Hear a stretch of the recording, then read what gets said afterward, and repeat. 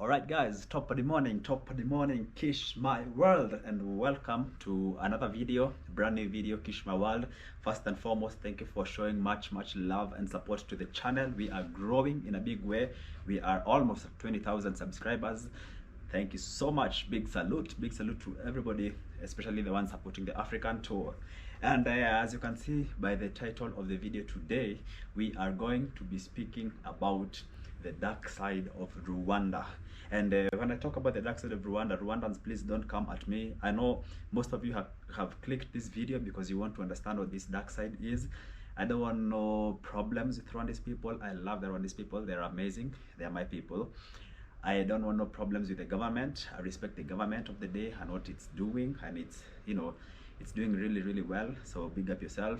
And people in diaspora, lovers of Rwanda, and everyone, no blood, no bad blood, no bomboclat bad blood here. We're just trying to keep it real and just express your thoughts and your views, especially on the videos that you've been watching, on the comments that you've been giving the videos, you know. And that's why I want us to explore and you know, just dig deep and find out what, you know, everything in, no, even if it's the USA, Europe, Canada, even my country Sweden, my other country Kenya. All these countries need improvement, and they have dark sides and bright sides. And for this specific video, I felt like I need to talk about the dark side of Rwanda, because this is not thoughts from me actually, but it's from you people who have been watching and commenting and giving very strong attributes and thoughts and feelings about the country. So have an open mind, a positive mind, no bomboclat mind, you know, bad mind, anti-bad mind. That's why I wore this shirt today, anti-bad mind. I don't want any bad mind here, anti-bad mind here. So the rest of you, bomboclat, we want just positivity so that we can improve the life and the people and the quality and the amazingness of this country. So welcome to today's video. If you're new to this channel, kindly subscribe and let's go. That is it.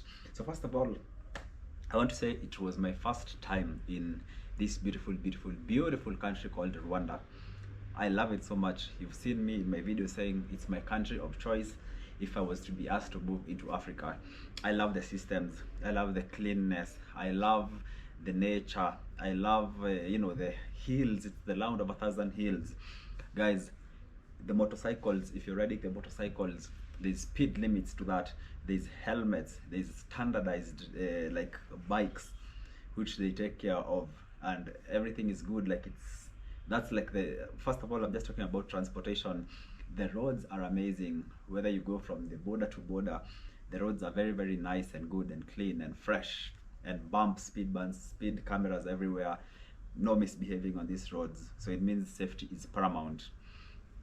What do I talk about? Safety. It's so safe. When you're in Rwanda, anywhere you walk you feel safe, because the safety is top paramount. Everybody is like just respectful. Nobody is stealing your stuff. They're taking care of everything, so you feel really comfortable and at home. You know, amazing. The greenery, if you see the green sides in the city, like in Kigali, it's so beautiful. The plants, everything, they look so nice. A real trademark and real like representation of the greenery of African continent, not just Rwanda. Let's talk about corruption free, man. Corruption, no corruption. When you enter this country, you're entering a corruption free zone. Nobody will ask you for bribes. Nobody will ask you for money under the table. Probably it's there, I don't know, I haven't heard of it, I never experienced it.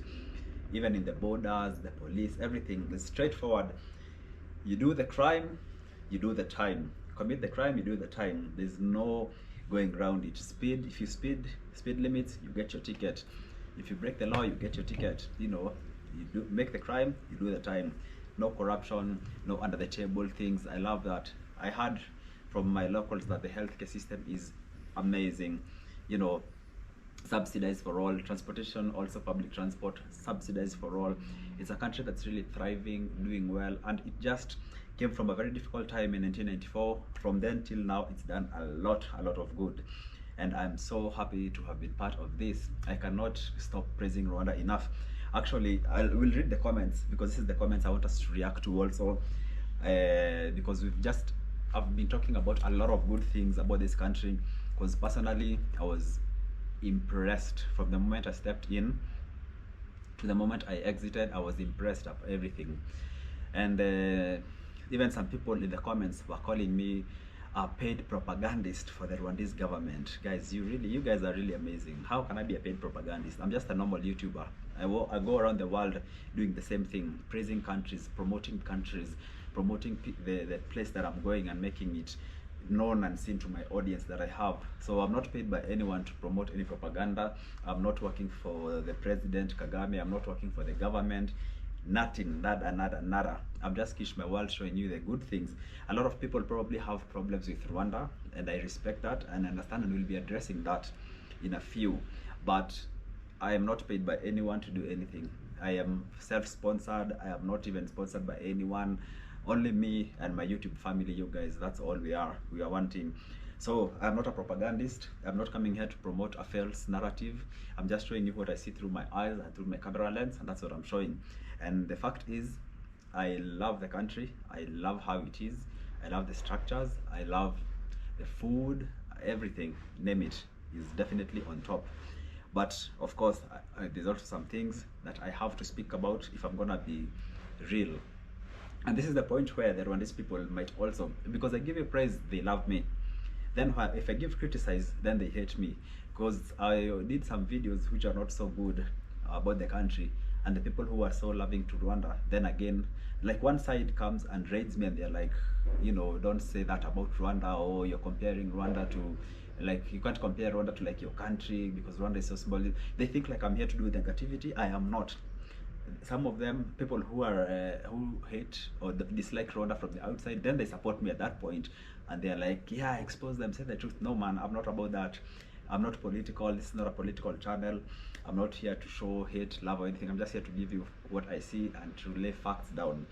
And I will jump straight into it, because I've been doing majority of the videos. I've been doing the positivity, the good things, the love, and now we're going to try and neutralize it and just make sure that we're having our whole picture. Because I don't want you to if you see these videos and you come to Rwanda and you'll be like, oh, I deceived you. I'm just doing it as it is, telling it as it is, uncut, raw. That is it.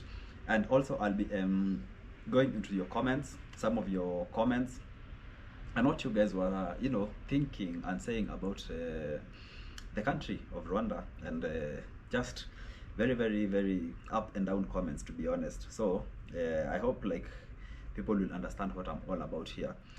So to begin with, I want to say I was talking to some people from Rwanda, and they're just having small talk about Rwanda and telling them, because from the outside looking in, before I went to Rwanda, I was thinking of it as the pearl of this Africa, like the very beautiful place and space where we all see on TV, the cleanliness, everything.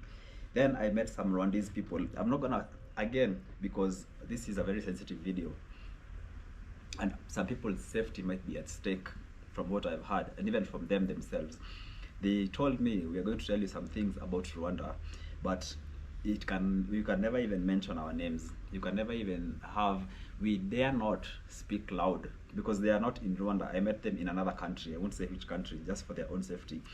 But they were like, you know, Rwanda is not what you people see on TV. And I was like, what do you mean, man? That's like the cleanest country. There's order, there's everything. I'd never been there. And they were like, yeah, it's very clean and everything and all that. But we have a very big problem with how, like, you can never criticize. You can also criticize the country or something going wrong with the country. And I was like, what do you mean? Because, you know, for example, like I belong to two countries, Sweden and Kenya. In Sweden, you can do anything you want, literally anything you want, so long as you're not breaking the law, and you'll even get protected by the government. You know, it's so democratic, it's so free. That's why even you can see some people going in the streets and burning Bibles, burning Qurans, insulting the government. Anything you want is allowed, because it's a free country, and it's a constitutional right, freedom of expression. Same thing in Kenya. It's a bit more limited than in Sweden, but there in Kenya people have, like, I can call out my president, Mr. William Ruto, and say, William Ruto, you're an idiot. You're not doing what you promised to do. And you know, criticism is accepted. Nothing will happen to you. You're a free man. You can say that. I'm even saying it now. Like you know, like people criticize him because of how he's increased taxes and all these things. Even the other president, former president Uhuru Kenyatta, he had to leave Twitter because people were insulting him too much and calling him out and everything. That the president himself said, "Oh my gosh, Kenyans, you're too much on me. I have to leave Twitter." He literally deleted his account because people were harassing him too much. But because of the freedom and the constitutional power there, people can do whatever they want. So now these friends of mine, they told me, in Rwanda, do not dare. I asked them, what do you mean? What do you mean? What if you're not happy with something the president is doing, or the government, or the leadership? And he was like, man, if you dare do that, they will come for you. So that's a really dark thing that I had. And I asked, what do you mean come for you? He's like, literally, they will make you disappear in a straight or non-straight way. Like you might end up in a car accident, or you might be run over by a truck or whatever, and it might be accidental, but it's actually planned because they'll just finish you. And furthermore, the scary thing is they do not just finish you, they will finish you and your family. Like not just your family, like your wife, your kids, even like your parents, if your grandparents, like a whole generation, they'll be coming after you.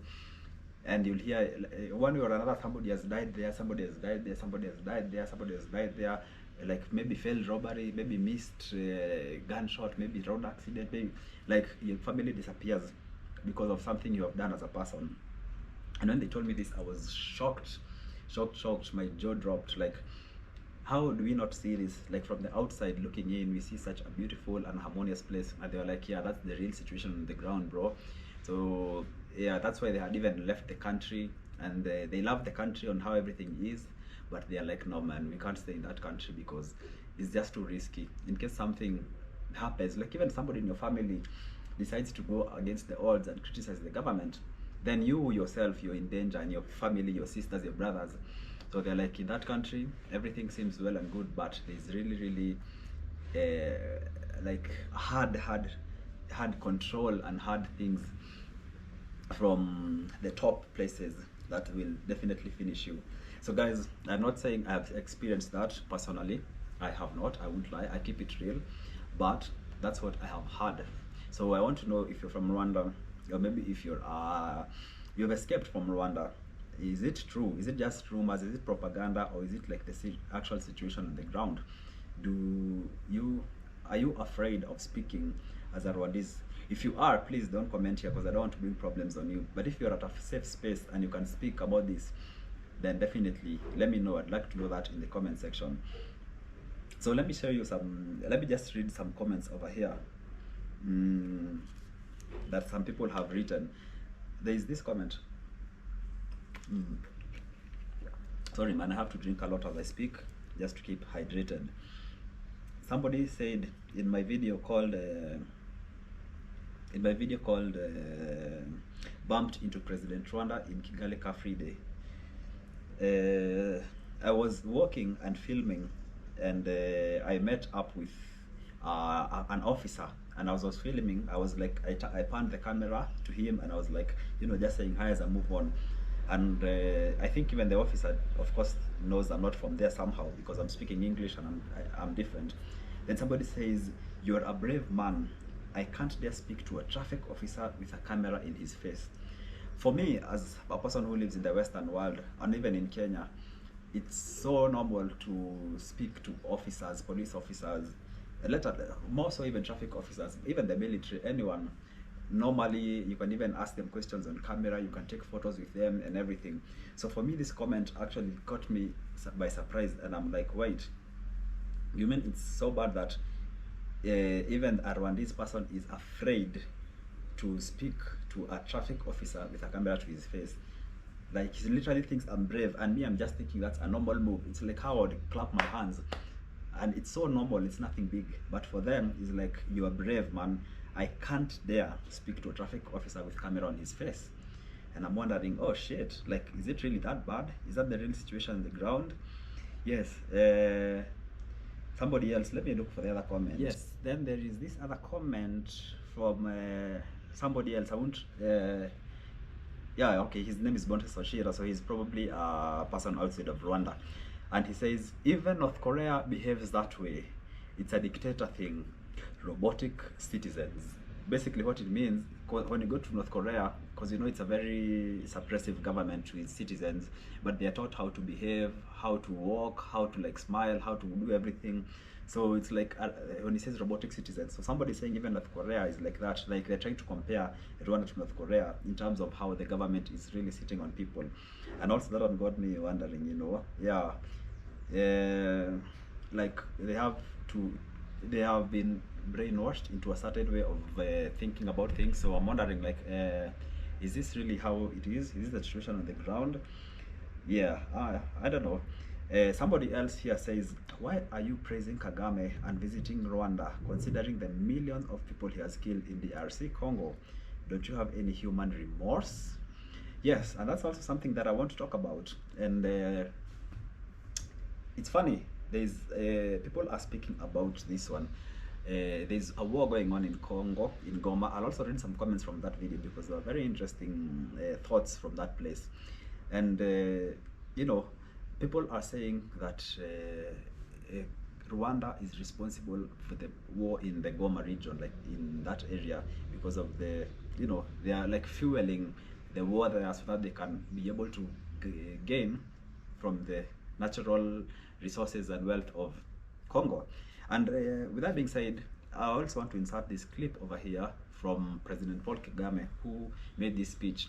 And in this speech, he somehow, not directly but indirectly, admitted to people using his country as a chamber of extracting minerals from the Congo and going to the Western world. I'm not saying it's true or it's false. I'm just saying what you people are saying in your comments. So this is what he said, and then let's analyze it after that. To some very senior people recently from somewhere who are saying, no, the Congolese are saying we steal their colta, we steal their gold, and there's something I know. Some people come from Congo, whether they smuggle or go through the right channels, they bring minerals, and most of it goes through here, does not stay here. It goes to Dubai, goes to Brussels, goes to Tel Aviv, goes to Russia. It used to go to Russia. I don't know whether it still goes there. It goes everywhere. So I was asking them, I said, are you on the list of those who are stealing minerals of Congo? Because these things, they end up with you. For us, we are now, they go through our country. But they are accusing us of stealing Congo's minerals. How about the destination? Why don't you talk about it? Yeah, so that, you know, brings up the question, is Rwanda responsible for the war in Congo? I do not know. I have no answers for that, but I'd like to hear your thoughts down below. But if that is so, then that is a other very, very dark side of Rwanda that probably needs to be addressed, and attention needs to go to the world, because we need peace in Congo. Yes, some people when I was in Congo also were accusing me of working for the M23. Guys, come on, man, I'm just a YouTuber. I'm not working for the M23. Then at the same time, some people were saying that I am there to spread the, you know, propaganda from Congo. I like, it's really it's really funny. And that brings me to this next, you know, comment from a guy called Burundi Irene. It's a lady, I think, actually. She's like, you're working for Kagame propaganda. Rwanda is only Kigali looking good. Other parts of the country make people, especially majority Hutus, are being killed by hunger and poverty. So also, I don't know, I just want to hear from you guys. This is very controversial. I have no information, so I'm not gonna side with any side. I'm not pro or anti-Rwanda. I just want to hear from you guys, so that let's learn. I'm here to learn. I'm here to be educated by you guys, and also to educate my audience through your comments and your engagement. Guys, is it true that majority Hutus are being killed by hunger and poverty in Rwanda? because is it only that Kigali is looking good and other people are languishing in poverty? Somebody also told me that it's a facade that is being created in Kigali that looks really, really nice, but if you go like deep in the rurals, people are languishing in poverty. It's so bad, they have no income, all these things. Is it true or is it false? And are you allowed to speak about that? Are you allowed to comment about that? Is it just something that you're trying to paint on us, or is it just people from other places that are jealous of Rwanda? Because personally, from what I experienced, I fell in love with the country and everything about it. It was so nice, so well organized. So I don't know. I don't really think that the president would be there sitting and trying to paint this thing. I think he has the best interest of the people at heart, and that's what he's trying to make. He's really doing better. Honestly, he's doing much, in my opinion. Okay, I don't wanna pick sides, but I want to say, like, in my opinion, I feel like he's doing better than most other African leaders who are not, even if he's concentrating only on Kigali, but at least in other countries they don't concentrate on anywhere. Again, I am not for or against Kagame and the leadership, because also I don't like the fact that the citizens are not free to express themselves. Freedom of speech is important. It's important to have the freedom to even talk to the people like I have, open my camera and speak to people and share thoughts and ideas. So as I said, I'm gonna be neutral about this, and I just hope that we can get a resolution from this, we can come to an understanding, and please be respectful to each other, because I see some people who are engaging in my comments section here. They're really being disrespectful to each other and insulting each other and all these things. Yeah, so guys, keep it real, let's be respectful, let's be reasonable. We're all trying to learn. If you know something that we don't, kindly share with us if you're at a place to do that, and if you feel you're threatened, it's okay, you don't have to do it, you know. Just make sure you keep it real. There's also one comment here that I read, and somebody was like, I asked the guy, Washera, the guy who I was interviewing, who lives there, and I asked him what would he want to change in Rwanda given the chance, because he lives there, he's a person from there. Then in the video, apparently you can see he looked like to the sides, and before he answered that question, and then he did not, probably, as somebody said in the comments, somebody said, do you notice how when you asked him that question, he looked around him to make sure nobody's listening before he answered it, and he didn't even answer what he'd probably want to answer, because apparently you cannot criticize anything about the government, which is very wrong. And I think governments and leadership need criticism, constructive criticism, to become better, because you might be good, but you can always get a notch higher. So apparently people are afraid before they answer stuff like that. They have to look around, because there's like spies, government spies everywhere, like already trying to look at what's happening and find out, you know, who you are and what you're doing. And if you speak anything negatively, they go and they report, and then they come and they neutralize you. And that, I think that is really, really messed up if that's the real situation on the ground. So I need you guys, maybe from experience, maybe from something you've had, comment below. It would be very, very interesting to know if that's true, or maybe it's just people spreading more propaganda, because I have no information about that. So let's engage again in the comment section. I think that will be the best way to, and we speak to each other, and we find a way forward. Okay, there's also one more comment I saw here that was really interesting. Let me look for it. Yes, I have another very interesting comment here from somebody called Anis Toy. And his brother, you are not shy. The government strictly forbids them from talking anyhow to anyone who is not from the area.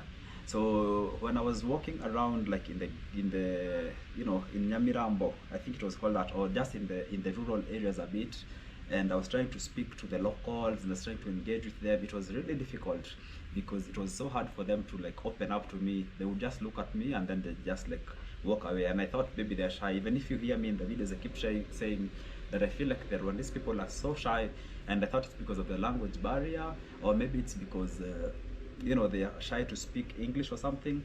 But somebody, this one they said is like, according to this person and also other people who have commented, they're saying is because people don't just talk anyhow. So I want to know if this is true, guys. Do you agree with this? He says they have to be very careful with what they say, otherwise they will be taken to jail. That's what I'm talking about. Like, this is a really dark side, because if you have no freedom of expression and saying what you want, then are you really free? You know, why would you be taken to jail for speaking, for asking questions, for, you know, commenting on something that you think needs to improve? I think that's just supposed to be better. That's, for example, you people, when you criticize me here in Kish My World, and you say this and this and that, I cannot hate you because you are trying to better the channel, you're trying to understand something, or trying to see if something can be changed. Same thing with governments. So if they're trying to, like, just, if I ask a question and they comment on it, and maybe it's not something that they really agree with what's happening in the country, then they go to jail. Then that's really a really big dark side to the country, which you know, needs to be addressed. If you're still there, try and ask a few people to make a comment on the government or any politics related questions, as you would in Kenya, to see their reaction. Traditionally, people from that region, meaning Burundi, Rwanda, Eastern Congo, Kigoma, do not shy away from visitors. And it's true, because I was really wondering, because there's this East African community that I'm feeling, and we really love visitors, but in Rwanda, I felt like it was a bit difficult to engage with people. As soon as you start to talk with people, it was a bit, I don't know, I thought they're shy generally. That was my ideal, and that was my thought. But this person actually says traditionally people from that region do not shy away from visitors. And I even realized this when I was in Burundi, which is a different, you know, government and system. People were very welcoming to me. And then she goes on to say, I know a few blind and keyboard warriors Rwandese are going to call me Interahamwe, a term associated with those who committed genocide and often used to frame anyone who has a different view on the issue of the country. And that's what I'm saying. If people like this one who is brave enough to write this, probably they are not even living in Rwanda. Don't call them Interahamwe, because it's good to always have different opinions, guys. If you want to grow in this life and to learn, accept different opinions, then you grow and you learn. So please, again, do not go harm on this person. They're just expressing their thing. So those are one of the things I really want to understand. I want to get the truth about this. Is it true that you can go to jail for just speaking to somebody like me? Yes. Somebody else told me that I am probably being under surveillance because I'd come from Congo and I came into Rwanda, and they were like, brother, trust me, already they know who you are, they know what you're doing, especially because you went to Congo and you came back and you're filming around. Somebody's been following you and watching you and knows everything you're doing until you leave. And I'm like, what? Like, is this a movie or is this real? So guys, tell me, is he just being paranoid? Am I being too naive? Is it true that somebody was actually following me and you know, seeing what I am doing, and maybe realize that I'm only here to promote the country and to promote peace, love, and unity, and that's why I was not arrested or anything? But I don't know. And would it be any different if I was a citizen of Rwanda? Would I be in more trouble? Would I put my family in problems like this? You know, yeah, guys, I really don't know. I need to understand this, because they just show. I don't know. Nobody knows about this dark side, if it's real at all or if it's just propaganda. Let's all dig in and see. Okay, just to sum up, let's just read some few more comments and then we'll wind up this whole thing. So this other comment, it says, if Kagame's boys see you exposing their hidden secrets, you will pay for it so much. Be careful, brother, we can miss you. So basically this person is telling me if they catch you exposing them, because I went again to the not Kigali area, which is like crisp clean, where everybody goes and sees and loves and whatever. Then they were like, if that happens, if like the government sees you, they might get hold of you and do whatever they want with you. So I'm wondering, like, man, is this true, or is it just somebody who is like, you know, overshooting the gun? I don't know, but you guys let me know down below in the comment section. Like, would I be in problems or in danger for walking around and shooting places that are not like the best in Rwanda? Yeah, and if so, isn't that like a bit pretentious? Because we're supposed to see like the good, the bad, and the ugly, which is the case in every country. There's no country that has 100% goodness or niceness. That's why I tell you, even if you go to my other videos in my channel, you can see that I have a video called the ghettos of Sweden. Also, Sweden is a very developed country, but it also has its ghettos, and I even went there because Every place needs improvement. You know, that's how we grow. Then this is the other comment I was talking about from Wesley Kanyange, who says the reason people aren't talking much is because they are scared. Rwanda is a tightly controlled society. I can guarantee you that you are already under surveillance, especially because you went to Congo. So I don't know, guys, is this true? Like, there's so many comments here that that makes you wonder, like, is this really how it is in this country? Is it really so controlled? Can you not say what you want? Especially, like, for me, probably as a foreigner, maybe it's a bit different.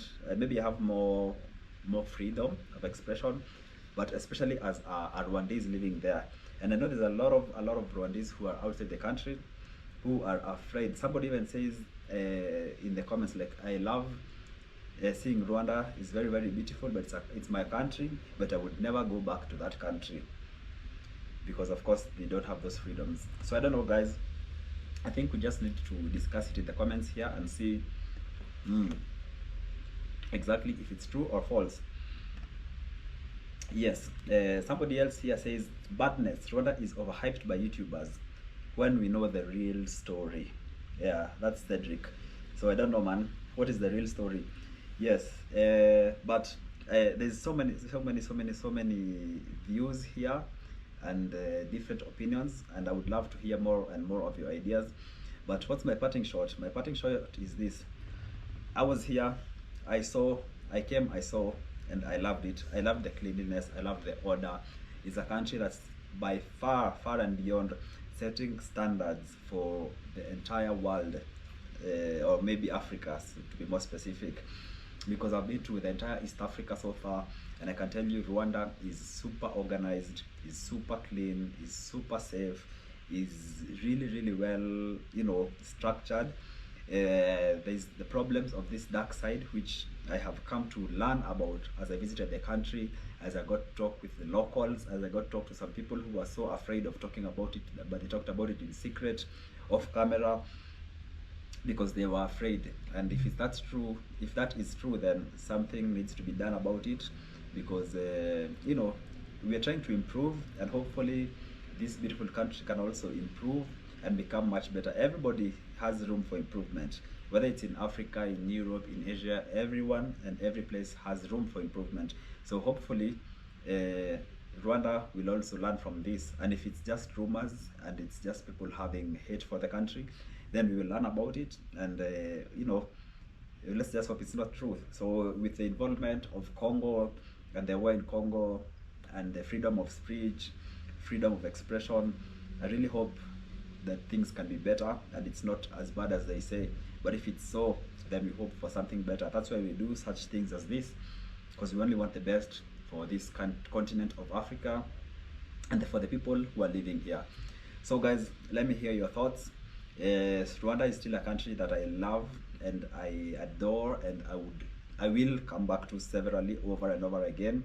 It's a place that I would really even consider if I was to live in Africa to move to, because it's just a whole other vibe by itself. And I hope that people can be more open and less shy, because it would be really nice to also interact with more local people from there. But it is what it is. So let me know, let me hear your thoughts, let me hear your comments, your suggestions. Remember to keep it respectful, both towards the comment section, towards each other also, because sometimes you people are starting some small wars in the comment section. Let's just be respectful and true, and that's how we keep going. So Toppa the morning, Kish my world. Like the video, share it to your friends, subscribe to the channel, and let's go together. And remember, love conquers everything. That is it, my friends. See you in the next country, which is coming very soon, and it is the neighboring country of Tanzania. Toppa the morning, Kish my world. See you in the next one.